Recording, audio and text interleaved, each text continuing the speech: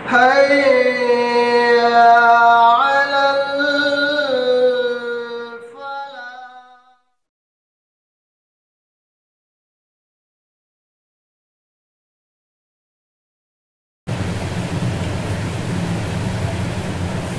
الحمد لله رب العالمين والصلاة والسلام على سيد المرسلين وعلى آله وصحبه أجمعين أما بعد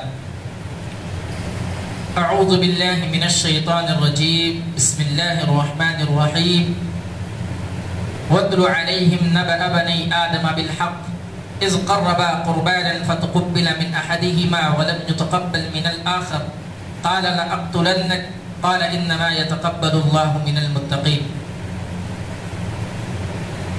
الحمدللہ اللہ رب العالمین کا شکر ہے کہ آج 12 تراویح مکمل ہو گئی اور تراویح کی نماز میں 6 پاروں کی تلاوت الحمدللہ ہو گئی ہے، اور اسی کے ساتھ ساتھ تفسیر میں جو مختصر تفسیر ہو رہی ہے سورہ بقرہ، سورہ آل عمران اور اس کے علاوہ سورہ نساء بھی مکمل ہو چکا ہے الحمدللہ۔ اللہ رب العالمین حابیل اور قابیل کا واقعہ بیان کرتے ہوئے فرما رہا ہے، اور نبی اکرم صلی اللہ علیہ وسلم کو حکم دیا جا رہا ہے کہ آپ لوگوں کو سچ سچ جو باتیں ہیں وہ پڑھ کر کے، وہ تلاوت کر کے بتلا دو۔ اللہ رب العالمین نے کہا وَاتْلُ عَلَيْهِمْ نَبَأَ بَنِي آدَمَ بِالْحَقِّ، کہ آدم کے بیٹوں کا جو واقعہ ہے وہ پڑھ کر کے، تلاوت کر کے لوگوں کے سامنے بیان کر دو۔ اِذْ قَرَّبَا قُرْبَانًا فَتُقُبِّلَ مِنْ أَحَدِهِمَا وَلَمْ يُتَقَبَّلْ مِنَ الْآخَرِ، کہ جب ان دونوں نے اللہ رب العالمین کی خدمت میں قربانی پیش کی، فَتُقُبِّلَ مِنْ أَحَدِهِمَا، تو ان دونوں میں سے ایک کی قربانی کو قبول کر لیا گیا، وَلَمْ يُتَقَبَّلْ مِنَ الْآخَرِ، اور دوسرا جو تھا اس کی قربانی کو اللہ رب العالمین نے قبول نہیں کیا، جس کے بنا پر قَالَ لَأَقْتُلَنَّكَ، قابیل نے کہا کہ میں تجھ کو قتل کر دوں گا، میں تیرا قتل کر دوں گا۔ قال انما يتقبل الله من المتقين، اور اس نے کہا کہ اللہ رب العالمین متقیوں کی جو بات ہوتی ہے، متقیوں کی جو قربانی ہوتی ہے اسی کو اللہ رب العالمین قبول کرتا ہے۔ واقعہ کچھ یوں ہے کہ جب حضرت آدم علیہ السلام اس دنیا کے اندر پیدا کیے گئے، حضرت حوا کو بنایا گیا، پیدا کیا گیا، تو اللہ رب العالمین کو اس دنیا کے اندر انسان بنانا تھا، انسان کی آبادی اس دنیا کے اندر کرتی تھی، تو حضرت حوا سے 2 بچے پیدا ہوتے تھے، ایک بیٹا اور ایک بیٹی ساتھ میں۔ تو طریقہ یہ تھا کہ جس بچے کے ساتھ جو بچی پیدا ہوئی ہے اس کا نکاح دوسرے بچے کے ساتھ ہوتا تھا، یعنی 2 بارگی میں 2 بچے 2 بچیاں ہوتی تھی۔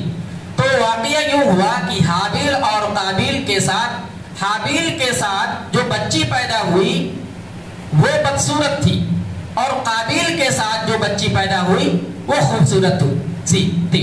تو قانون یہ تھا کہ حابیل کے ساتھ جو بچی پیدا ہوئی ہے قابیل کا نکاح اس سے ہوتا، اور قابیل کے ساتھ جو بچی پیدا ہوئی اس کا نکاح حابیل سے ہوتا۔ تو چونکہ حابیل کے ساتھ جو بچی پیدا ہوئی تھی وہ بدصورت تھی، قابیل نے کہا کہ میں اپنی ہی بہن سے شادی کروں گا جو اس کے ساتھ پیدا ہوئی تھی، جو کہ قانون کے خلاف تھا۔ حضرت آدم علیہ السلام نے کہا یہ قانون صحیح نہیں ہے، یہ طریقہ صحیح نہیں ہے، اللہ رب العالمین نے یہ کہا ہے کہ جو دونوں ساتھ پیدا ہوئے ایک ساتھ نکاح نہیں کر سکتے، دونوں بھائی بہن ہو جائیں گے، ایک دوسرے کے ساتھ جب کریں گے تو نکاح صحیح ہوگا۔ اس نے کہا نہیں، میں اپنی ہی بہن سے شادی کروں گا جو میرے ساتھ پیدا ہوئی ہے، کیونکہ وہ خوبصورت تھی۔ اللہ رب العالمین حضرت آدم علیہ السلام نے کہا کہ تم دونوں اللہ کی بارگاہ میں قربانی پیش کرو، جس کی قربانی کو اللہ رب العالمین قبول کر لے گا وہ اس سے شادی کر لے گا۔ چنانچہ حابیل نے اللہ کی راہ میں ایک دمبا پیش کیا، اور قابیل نے گندم کی کچھ بالیاں اللہ رب العالمین کے پاس قربانی پیش کی، اور قربانی قبول ہونے کی علامت جو بتلائے گی، ایک آگ آئے گا اس کو جلا دے گا۔ چنانچہ حابیل کی قربانی کو قبول کر لیا گیا، اور آگ آیا اور اس کو جلا دیا۔ قابیل جو ہے حسد کا شکار ہو گیا، کہنے لگا کہ میری قربانی کو قبول کیوں نہیں، کیونکہ اس کے دماغ میں پہلے سے فساد چل رہا تھا، قانون کے خلاف بات کر رہا تھا۔ تو اس نے کیا کہا، قال لأقتلنک، میں تجھے قتل کر دوں گا۔ بتائیے حسد کی بیماری اتنی خطرناک ہے کہ اپنے بھائی کو قتل کرنے کے لیے آمادہ ہو گیا. اس میں سب سے بڑی چیز جو ہے حسد کی بنا پر قتل پر آمادہ ہو گیا، اور اسی بنا پر ابلیس اللہ رب العالمین کی نظر میں بہت برگزیدہ تھا. اللہ رب العالمین کچھ کرنا چاہتا تھا تو ابلیس سے مشورہ لیا کرتا تھا، لیکن اسی حسد کی بنا پر ابلیس بھی اللہ کی نظر میں ملعون ہو گیا، مردود ہو گیا، رجیم ہو گیا. کہا حضرت آدم علیہ السلام کے بارے میں جب اللہ رب العالمین نے کہا کہ آدم کا سجدہ کرو، کیا کہا؟ قال انا خیر منہ خلقتنی من نار، کہ میں آدم سے بہتر ہوں، مجھ کو آگ سے بنایا گیا ہے اور آدم علیہ السلام کو مٹی سے بنایا گیا ہے، میں بہتر ہوں. حسد کی بنا پر اس کے دل کے اندر حسد آئی کہ میں اس سے بہتر ہوں، میں ان کا سجدہ کیوں کروں. اور قابیل بھی اسی کا شکار ہوا کہ میں اس سے شادی کرنا چاہتا ہوں، اور اللہ رب العالمین نے اس کی قربانی کو قبول کر لیا، میری قربانی کو قبول نہیں کیا. تو حسد کی بیماری بہت خطرناک ہے. اور اسی طریقے سے ہمارے معاشرے کے اندر، ہم اور آپ کے اندر، ہمارے گھرانے کے اندر بھی حسد کی بیماریاں کوٹ کوٹ کر پڑی ہوئی ہیں.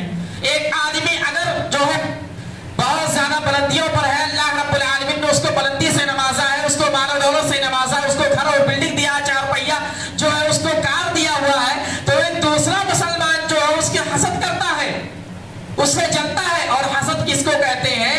کہ کسی کی نعمت کو زوال کر دینا، کسی کی نعمت کا چھن جانا، اس دل کے اندر خواہش ہو، اس کا نام حسد ہے. اور اللہ رب العالمین نے اس سے منع فرمایا ہے. ہم اور آپ دیکھتے ہیں اپنے معاشرے کے اندر دوسرا مسلمان بھائی اگر ترقی کرتا ہے، جو ہے بلندیوں پر جاتا ہے، تو دوسرا مسلمان خوش نہیں ہوتا ہے، بلکہ حسد کرتا ہے کہ آدمی کیسے بڑھ رہا ہے، کیا کر رہا ہے، کون سے کام کر رہا ہے جس کی بنا پر یہ جو ہے بلندیوں پر جا رہا ہے، ترقیوں پر جا رہا ہے، ترقی چھوتا جا رہا ہے. یہ حسد کی بیماری کہاں سے شروع ہوئی؟ قابیل اور حابیل حضرت آدم کے بیٹوں سے شروع ہوئی، اور آج بھی حضرت آدم کے بیٹوں کے اندر پایا جا رہا ہے، ہم اور آپ کے اندر پایا جا رہا ہے. اس لیے حسد سے ہم اور آپ کو بچنا چاہیے.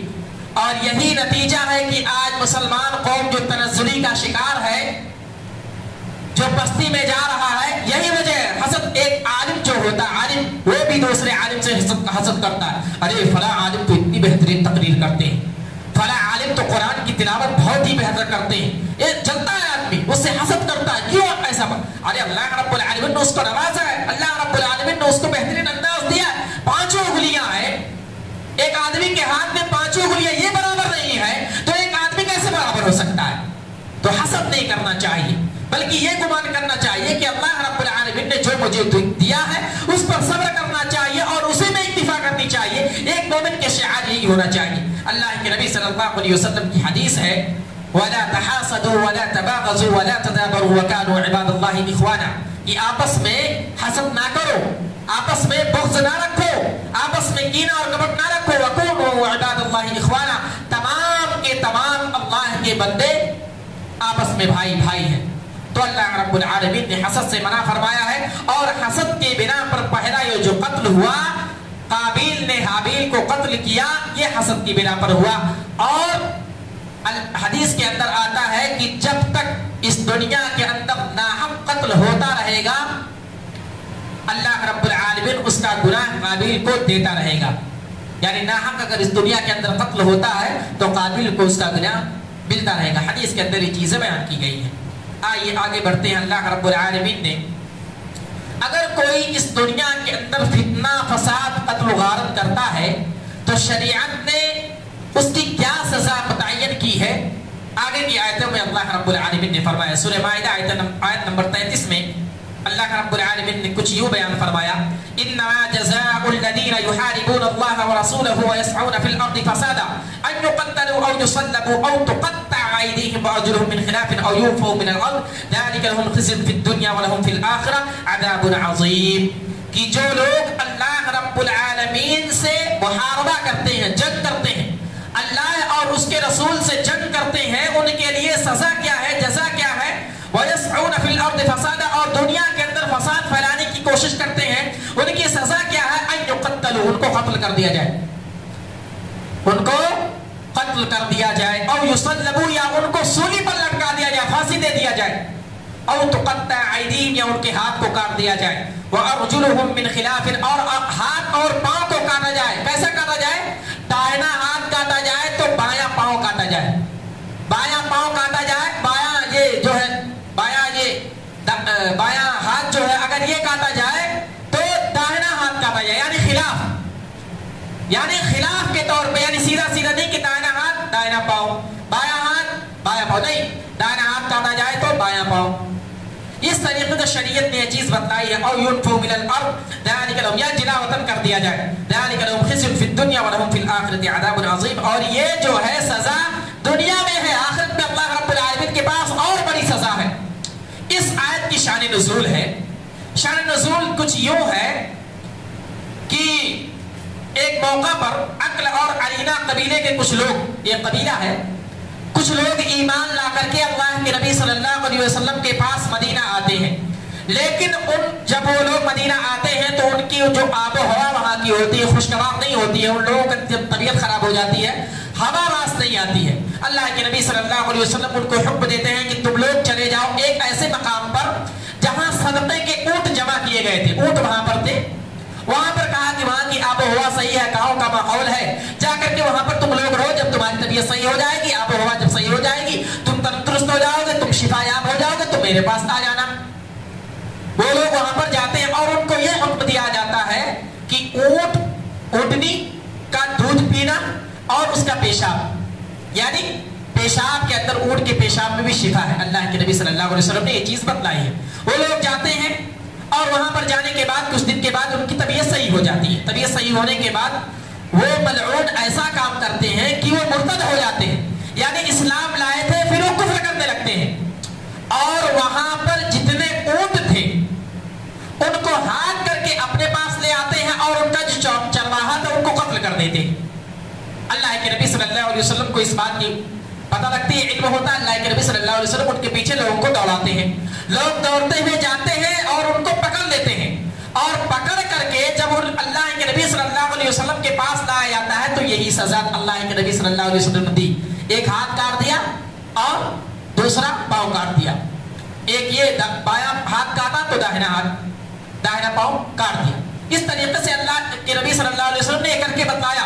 और हदीस के अंदर यही है कि अगर कोई आदमी मुर्तद हो जाए, किसी को कत्ल कर दे और जो है दिला वतन कर दिया जाए तो उसकी सजा यही है, उसको जो है सूली पर लटका दिया जाए या कत्ल कर दिया जाए, या जो है दाहिना हाथ बायां पाँव इस तरीके से काटा जाए। ये अल्लाह के नबी सल्लल्लाहु अलैहि वसल्लम ने ये तरीका बतलाया है। अब इन लोगों ने क्या क्या गुनाह है कि पहला तो ये कि वहां पर जो ऊंट थे उनकी चोरी की, पहला गुनाह, क्योंकि चोरी की सजा क्या है,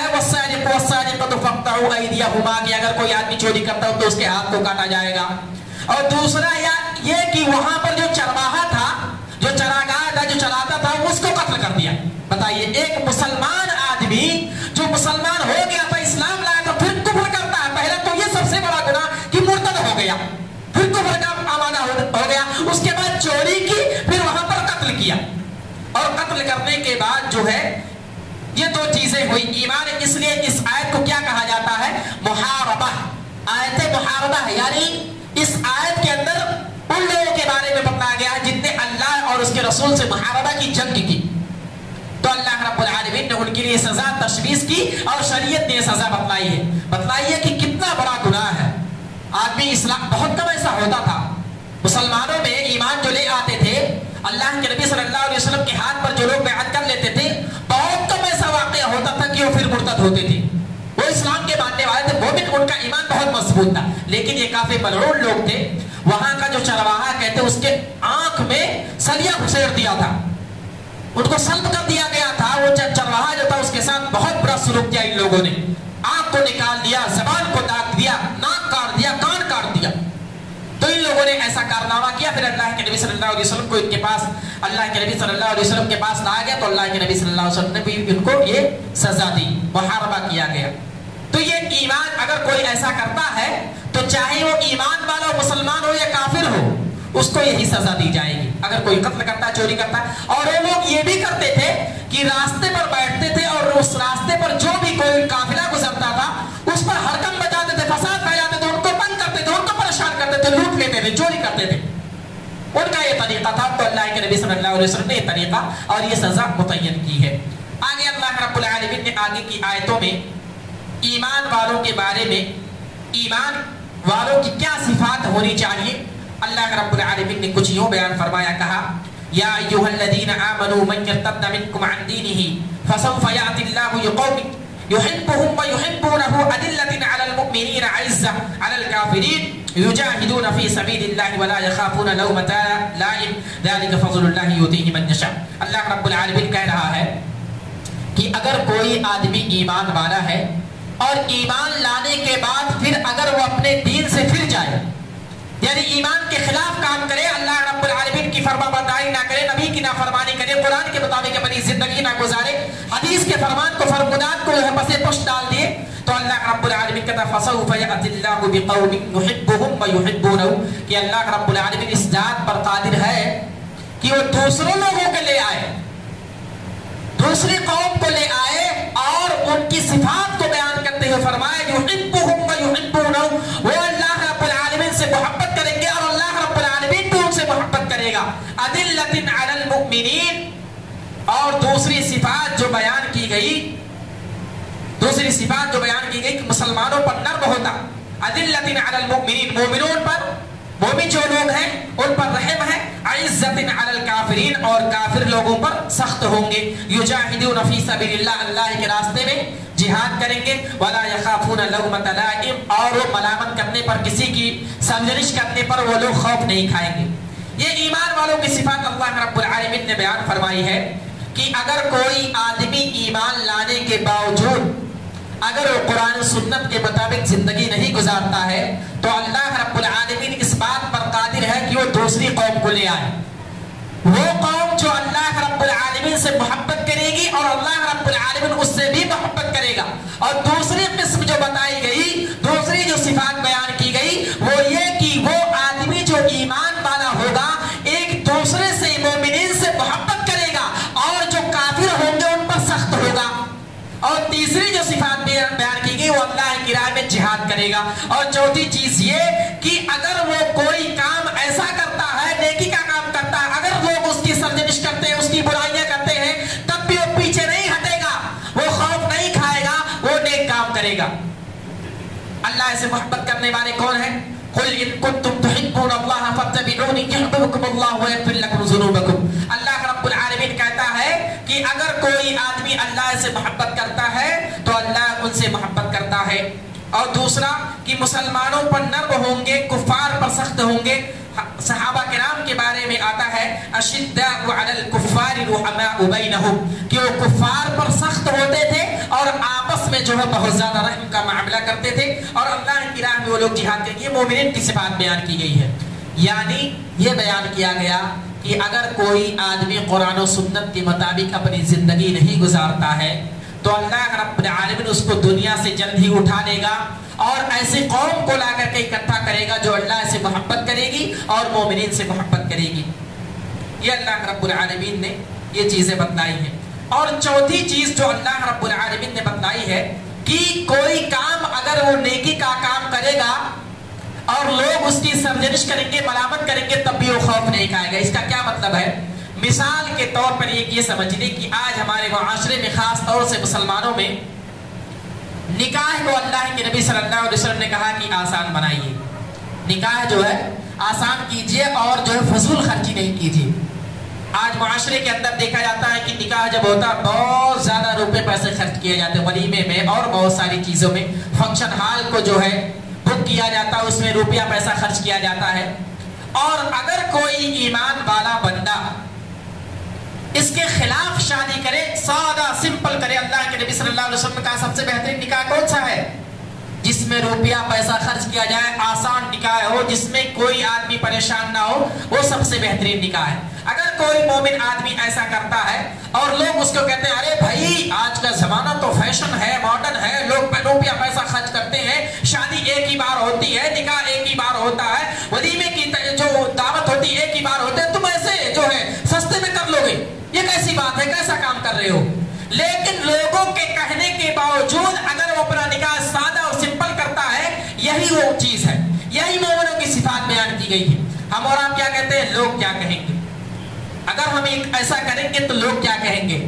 ارے میرے مسلمان بھائی، लोगों का क्या काम है। आज अगर आप अच्छे काम कर रहे हैं, लोग आपकी तारीफ कर रहे हैं, कल अगर आपसे कोई भी गलती एक हो गई, लोग आपकी सर्जनिश करने लगेंगे, आपकी बुराइयां करने लगेंगे, आपकी बुराइयों को गिनाने लगेंगे, आपको गालियां देने लगेंगे, आपको बदनाम करने की कोशिश करेंगे। लोगों का क्या है, आप उसके बारे में सोचिए कि जब कल कयामत के दिन रब्बुल आलमीन होगा, नबी अकरम सल्लल्लाहु अलैहि वसल्लम होंगे, अल्लाह के नबी सल्लल्लाहु अलैहि वसल्लम सवाल करेंगे, मैंने तुम्हारे लिए क्या क्या नहीं किया, तुम्हारे दीन के खातिर, दीन की राहों में मैंने लोगों की गालियां बर्दाश्त की, मैंने लोगों की बातें सुनी, मैंने लोगों की चुप, मैंने लोगों की जो है कूड़े और कटकट पर बात बर्दाश्त किए।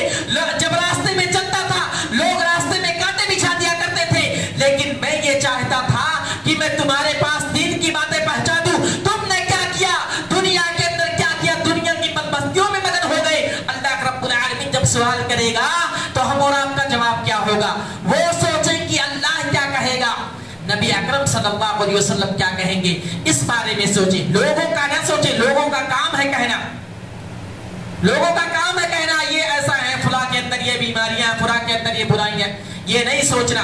कितने भी लोग क्या करें, आप ये सोच करके काम करें कि दीन ये चीज हमको इजाजत नहीं दे रही है, शरीयत इस बात को जो है इजाजत नहीं दे रही है, मैं ये नहीं कर सकता, निकाह मैं आसानी से करूंगा, बारात नहीं लेकर के जाऊंगा, वलीमे में कम खर्चा करूंगा, ज्यादा रुपया पैसा नहीं खर्च करूंगा।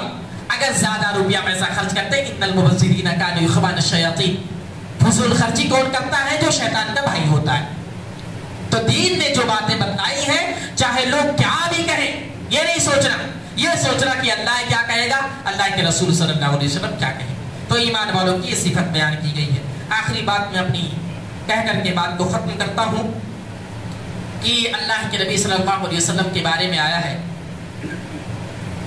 कि अल्लाह के नबी सल्लल्लाहु अलैहि वसल्लम को कहा गया तबलीग किस चीज की करनी है, तबलीग किस चीज की करनी है। हम और आपको मालूम है कि इस्लाम में अकल का दखल नहीं है, अकल नहीं लगा सकते कि ऐसा।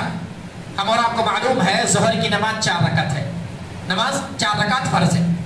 अब 4 रकात पढ़ने में अल्लाह रब्बुल आलमीन जितना भी अजर दे, अगर कोई आदमी नमाज पढ़ता है तो नमाज पढ़ने का अल्लाह रब्बुल आलमीन सवाब देगा। अब अगर आदमी ये अकल लगाए कि 4 रकात नमाज पढ़ता हूँ ज़ोहर की, अल्लाह रब्बुल आलमीन सवाब देगा, लाओ 6 रकात नमाज पढ़ता हूँ, अकल का दखल। जो आप इरादा जो कर रहे हैं अल्लाह की बात करने सही है, लेकिन जो फर्ज है अल्लाह रब्बुल आलमीन ने 4 रकात ही फर्ज की है। अब अकल लगाओ कि नहीं 6 रकात पढ़ूंगा तो ज्यादा सवाब मिलेगा, तो इस्लाम में अकल का दखल नहीं है, अकल बिल्कुल नहीं लगा सकते। जो शरीयत ने कहा है, जो इस्लाम ने कहा, वही करना है। तो अल्लाह के नबी सल्लल्लाहु अलैहि वसल्लम को यह कहा गया है कि जो चीजें आपको बतलाई गई है वही के जरिए से, वही आप लोगों तक पहुंचा दें, अपनी तरफ से कोई बात नहीं पहुंचाएंगे। या अय्युहर रसूल बल्लिग मा उनज़िला इलैका मिन रब्बिक, ऐ रसूल वो बातें पहुंचा दीजिए, मा उनज़िला इलैक, जो तुम्हारी जानिब रब की जानिब से नाज़िल किया गया, मिन रब्बिक व इन लम तफ़अल फमा बल्लग़्ता रिसालता वल्लाहु यअसिमुका मिनन नास इन्नल्लाहा ला यहदिल क़ौमल काफ़िरीन। और अल्लाह रब्बुल आलमीन, अल्लाह के नबी सल्लल्लाहु अलैहि वसल्लम ने वो फरीज़ा अंजाम दिया, वो वक्त भी आया, अल्लाह रब्बुल आलमीन ने क्या कहा, अल-यौमा अकमलतु लकुम दीनकुम व अतममतु अलैकुम निअमती व रज़ीतु लकुमुल इस्लाम दीना। कि नबी पाक सल्लल्लाहु अलैहि वसल्लम, आज मैंने दीन को मुकम्मल कर दिया और तुम्हारे लिए दीन इस्लाम को जो है अच्छा दीन समझा, दीन मुकम्मल हो गया। यानी अल्लाह के नबी सल्लल्लाहु अलैहि वसल्लम को जो फरीज़ा बयान करने के लिए इस दुनिया के अंदर आए तो सारी चीजें बयान कर दी।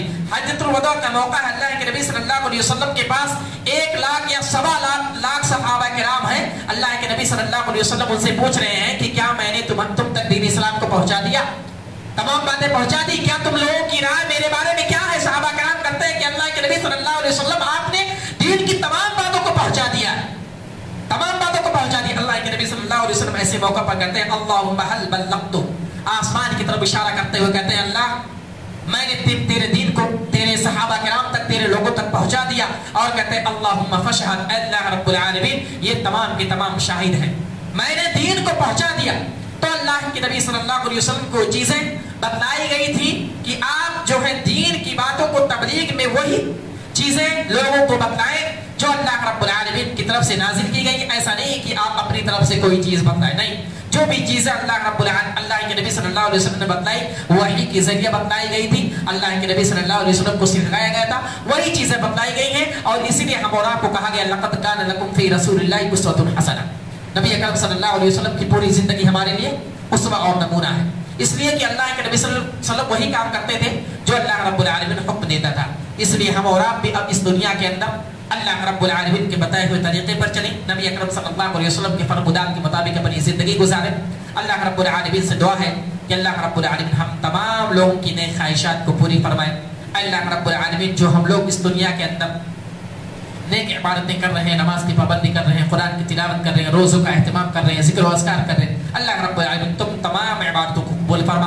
اے اللہ رب العالمین ہم اپنی زبان سے ٹوٹے پھوٹے الفاظ میں تفسیر قرآن کر رہے ہیں، اے اللہ رب العالمین جو بھی اس محفل میں 3 سے 4 5 لوگ جو بھی ہیں، اللہ رب العالمین تو ان کے بیٹھنے کو قبول فرما، اے اللہ رب العالمین کی جائز خواہشات کو قبول فرما، اے اللہ رب العالمین ان کے دل کے اندر جو بھی جائز خواہشات ہیں، جو بھی چیزیں سوچ رہے ہیں، اللہ رب العالمین تو قبول فرما۔ اور اللہ رب العالمین جس نے ان تمام چیزوں کو رچایا ہے، بسایا ہے، اہتمام کیا ہے قرآن کو سیکھنے سکھانے سننے سنانے کی، اللہ رب العالمین ان کی بھی خواہشوں کو قبول فرما، اور اس اجر کو اور اس کام کو جو ہے قبول فرما، ان کو اجر عظیم عطا فرما۔ اے اللہ رب العالمین جو میں کر رہا ہوں اپنی طرف سے بیان کر رہا ہوں، میرے عمل میں اخلاص پیدا فرما، اللہ رب العالمین اس عمل کو قبول فرما، اللہ رب العالمین تو ہمیں کہنے سننے سے زیادہ عمل کرنے کی توفیق عطا فرما۔ آمین، وآخر دعوانا الحمدللہ رب العالمین۔ السلام علیکم ورحمۃ اللہ وبرکاتہ۔